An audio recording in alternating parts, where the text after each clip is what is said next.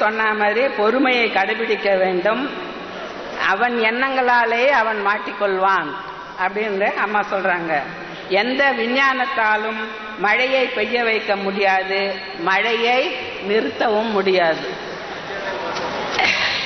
அடுத்தது, தேங்காயை பதமாக உடைத்தால் தான் அதில் உள்ள பூவை எடுக்க முடியும்.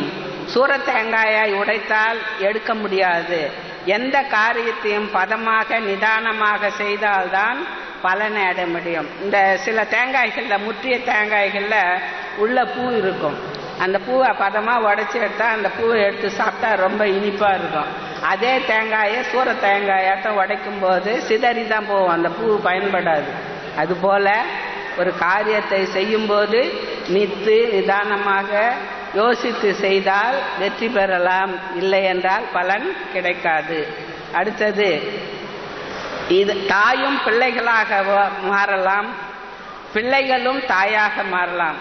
குடும்பத்திலேயே பொறாமை கூடாது. இது ரொம்ப நல்ல ஒரு அருமையான கருத்து. ஒரு தாய் தான் சோறு ஊட்டணும்னு கிடையாது. ஒரு சந்தர்ப்பத்தில் ஒரு தாயை சந்தோஷப்படுத்துவதற்காக பிள்ளைகள் கூட தாய்க்கு சோறு ஊட்டலாம். அப்படி ஊட்டினா எவ்வளோ சந்தோஷப்படுவாங்க. படுவீங்களா பட மாட்டீங்களா? ஆமாம். அடுத்தது, தாய் தான் பிள்ளைய மடியில் அன்பாக படுக்க வச்சுக்குவா. கஷ்டம் வரும்போது ஒரு தாயின் மடியில் படுத்தால் அந்த கஷ்டங்கள் எல்லாம் போய்விடும் என்ற ஒரு நிலை உண்டு. அதே தாய்க்கு ஒரு கஷ்டம் போது பிள்ளைகள் கூட தன் மடியில் தாயை படுக்க வைத்து அவளுக்கு அன்பான வார்த்தைகள் நாளை கூறினால் அவள் தேவலோகத்துக்கு போன்ற மகிழ்ச்சியை அடைவாள். ஆகையால அதைத்தான் தாயும் பிள்ளைகளாக மாறலாம், பிள்ளைகளும் தாயாக மாறலாம் என்று அம்மா அருள்வாக்கிலே கூறுகின்றார்கள். அடுத்தது, 16 வயதிலிருந்து 32 வயது வரை பிள்ளைகளை கட்டுப்படுத்த முடியாது. ஒரு குடும்பத்தில் மனைவிக்கு கணவன் துணையாகவும் கணவனுக்கு மனைவி துணையாகவும் குழந்தைகள் கூட்டாகவும் இருந்தால்தான் அது குடும்பம். அப்படி எப்படி ஒரு குடும்பம் இருக்கணும்? கணவனுக்கு துன்பம் வரும்போது மனைவி உதவி செய்யணும், மனைவிக்கு துன்பம் வரும்போது கணவன் ஆறுதலாக இருக்கணும். பரவாயில்ல, பார்த்துக்கலாம், இருங்க, எதுக்கு இப்படி கஷ்டப்படுறீங்க, எல்லாத்தையும் சமாளிச்சிடலாம், தைரியமா இருங்க அப்படின்னு ஒரு ஆறுதலை சொல்லக்கூடியவர்களாக மனைவி அமைய வேண்டும். அடுத்தது, பிள்ளைகள் கூட்டாக இருக்க வேண்டும், ஒற்றுமையாக இருக்க வேண்டும். ஒற்றுமையாக இருந்தால் அந்த குடும்பத்தை யாராலும் அசைக்க முடியாது. அடுத்தது, எல்லா துறைகளிலும் குறைபாடு ஏற்படும், உழைப்பு குறையும். உன் கையில் இருக்கும் வரைதான் பாட்டு பாடுவான், பிறகு உன் கை அவன் தாழும், அவன் கை உயரும்.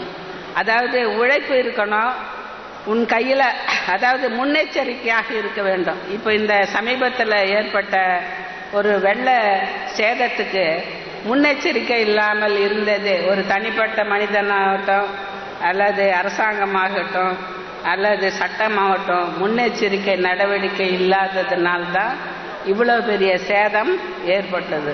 அடுத்தது, பழைய விறகு அடுப்பு மறுபடியும் வரும். பழைய விறகு அடுப்பு மறுபடியும் வரும்னு அம்மா சொல்லிக்குதுன்னா, நீங்கள் அரசாங்கமே கொடுத்த கேஸ் மானியத்தெல்லாம் திருப்பி கொடுங்கன்னு வாங்குறாங்க. அப்போ கட்டாயம் விறகு அடுப்பு வரும் தானே. கேஸுடைய, அதாவது அந்த எரிவாயுனுடைய தயாரிப்பு குறைந்தால் கட்டாயம் விறகு அடுப்பை தான் நம்ம பயன்படுத்த வேண்டிய நிலை ஏற்படும். அடுத்தது, இருதலை கொல்லி எறும்பு கூட பறக்கும் எறும்பாக இருந்தால் பறந்து, இருதலை கொல்லி எறும்புனா 2 பக்கமும் தலை இருக்கும், இந்த பக்கமும் போக முடியாது, அதுக்கு அந்த பக்கமும் போக முடியாது. அந்த மாதிரி ஒரு இக்கட்டான நிலைமையை குறிப்பதற்கு இருதலை கொல்லி எறும்பை போல திண்டாடினான் அப்படின்னு சொல்லுவாங்க. அந்த எறும்பு கூட பறக்க முடிஞ்சா பறந்து போயிடும். அதுபோல சாமர்த்தியம் இருந்தால் எதிலிருந்தும் நீங்கள் தப்பித்து கொள்ளலாம். அடுத்தது, அழுக்கு சேர சேர தலையில பாருங்க, பேன் எப்படி உருவாகுது? அழுக்கு சேர சேர கிருமிகள் சேர்ந்தால் புற்றுநோயாக மாறுகிறது. அதுபோல மனதில் அழுக்கு சேர்ந்தால் அழிவுதான் உண்டாகும். தன்னைத்தானே அறிந்து உணர்ந்து ஆன்மீகத்தில் ஈடுபட்டால் தான் ஆன்மீகத்தில் ஒருத்தர் கட்டாயப்படுத்தியோ போதனை செய்தோ இதை செய் உனக்கு நல்லது கிடைக்கும், அதை செய் உனக்கு நல்லது கிடைக்கும்னு அடுத்தவங்க சொல்லிலாம் ஆன்மீகம் வளராது. ஆன்மீகத்தில் நாம் ஈடுபட முடியாது, தானா வரணும் அந்த உணர்வு. கை கால் இல்லாதவர்கள் எப்படி அந்த உறுப்பில் பின்னம் ஏற்படும் போது அதனுடைய உணர்வை உணர்கிறார்களோ அதுபோல வாழ்க்கையில் ஏற்படும் ஒவ்வொரு துன்பத்தின் மூலம்தான் நீ வாழ்க்கையை உணர முடியும். ஒருத்தர் கை கால் நல்லா இருக்கிறாங்க, ஏதோ ஒரு விபத்தில் போயிடுச்சுன்னா அவங்க எவ்வளோ வருத்தப்படுவாங்க. என் கை இப்படி இருந்தது, இப்படி ஆகிப்போச்சு, என்னால் இதை செய்ய முடியல அதை செய்ய முடியலன்னு எப்படி வருத்தப்படுவார்களோ அதுபோல் ஒரு அனுபவமும் தான் உங்களுக்கு வாழ்க்கை பாடத்தை கற்றுக் கொடுக்கும். அன்பு, பண்பு, பாசம் தேவை, பொறுமையை கடைபிடிக்க நிறைய தடவை சொல்லிட்டாங்க பொறுமையை கடைபிடிக்கணும். அதனால் இந்த வருஷம் நாம் எல்லாம் ஒரு முடிவு எடுத்துடணும், எந்த காரியமாக இருந்தாலும் கொஞ்சம் பொறுமையாக செய்யணும் அப்படின்னு. சிறுதுளி பெருவெள்ளம் போல மனப்போராட்டம் அதிகரிக்கும். சின்ன துளி பெரிய வெள்ளமாக மாறுவது போல மனதில் சிறு சிறு போராட்டங்கள் ஏற்படுவது பெரிய போராட்டமாக மாறும். பஞ்சமா பாதகங்கள் அவனை அழித்துவிடும். சொத்து சேர்த்தாலும் நிலைமை மாறிவிடும். ஆன்மீகம் வளர வளர போராட்டமும் வளர்கிறது. குழந்தை பெற்றுவிட்டு தெருவில் வீசி விடுகிறார்கள். மிருக குணம் வளர்ந்து வருகிறது.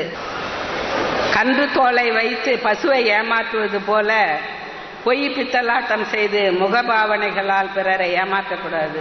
தெய்வம், பஞ்சபூதம், இயற்கை இவற்றை நம்ப வேண்டும். இயற்கைக்கு அம்மா நிறைய முக்கியத்துவம் ஆரம்ப காலத்துலேருந்து, நாங்கள்லாம் 1983 அருள்வாக்குக்கு ஒரு தடவையாவது இந்த பஞ்சபூதங்களை பற்றியும் இயற்கையை பற்றியும் சொல்லாதனாலே கிடையாது. இயற்கையை வைத்து தான் நீ பிழைக்கிறாய், இயற்கையை வைத்து தான் நீ எல்லாமே செய்கிறாய், அதனால் இயற்கையை பாதுகாக்க வேண்டும் என்று அடிக்கடி சொல்லுவாங்க. அது மேலே நம்பிக்கை வைக்கணும். அந்த இயற்கை மீது நம்பிக்கை வைக்காத காரணம்தான் இன்றைக்கு நாம் ஒரு பெரிய பேரழிவை சந்திக்க வேண்டியிருந்தது. ஆன்மா போன பிறகு ஒன்றும் இல்லை. தாய் தந்தரை விட இப்பொழுது பிள்ளைகளுக்கு செல்போன் மீது தான் அதிகமான பாசம் ஏற்பட்டு விட்டது. ஒவ்வொரு துறையிலும் விஷ அணுக்கள் உண்டு. பிறர் பேசுவதை கேட்டுவிட்டு நாம் பேச வேண்டும். மற்றவங்க பேச விடணும். அவங்க என்ன சொல்கிறாங்கன்ற கருத்தை நாம் உள்வாங்கணும். அதுக்கேற்ற பதிலை தயார் பண்ணி கொண்டு நாம் பேச வேணும். சும்மா வீணாக பேசணும்னா நம்ம மாட்டிக்குவோம். வெள்ளத்தின் தீவிரம் இப்போது தெரிகிறதா? குளம் தெளிவு அடைவது போல உள்ளமும் தெளிவு அடைய வேண்டும். அடுத்தது, இந்த கர்நாடக மாநிலத்துக்கு நாம் இன்றைக்கு நன்றியை பெருமளவில் தெரிவித்துக் கொள்ள வேண்டும். ஏன்னு சொன்னால், அவங்க இந்த புத்தாண்டில் அவங்க மாநிலத்துக்கு ஒரு பைசா கூட ஒதுக்காத நம்ம தமிழ்நாட்டில் உள்ள காஞ்சிபுரம், திருவள்ளூர், சென்னை, கடலூர் மாவட்டங்களுக்கு நிறைய உதவிகளை செய்கிறார்கள். சென்னையில் சைதாப்பேட்டையில் 4000 பேருக்கு ஆளுக்கு 5 கிலோ அரிசி வீதம் அருமையான கர்நாடகா பொன்னி அரிசியை கொடுத்தார்கள். அடுத்தது கடலூர், திருவள்ளூர் மற்றும் காஞ்சிபுரம் மாவட்டத்திற்கு ஒவ்வொரு மாவட்டத்திற்கும் 1000 பேருக்கு, அதாவது வேட்டி வருகின்ற பொங்கலை முன்னிட்டு வேட்டி, சட்டை, சேலை கொடுத்து உதவ இருக்கிறார்கள். அவர்களுக்கு தமிழகத்தின் சார்பில் நன்றியை தெரிவித்துக் கொள்கின்றோம். தமிழகத்தின் சார்பிலும் நம்முடைய ஆதிபராசக்தி ஆன்மீக இயக்கத்தின் சார்பிலும் அவர்களுக்கு மனமார்ந்த நன்றியை தெரிவித்துக் கொள்கிறோம்.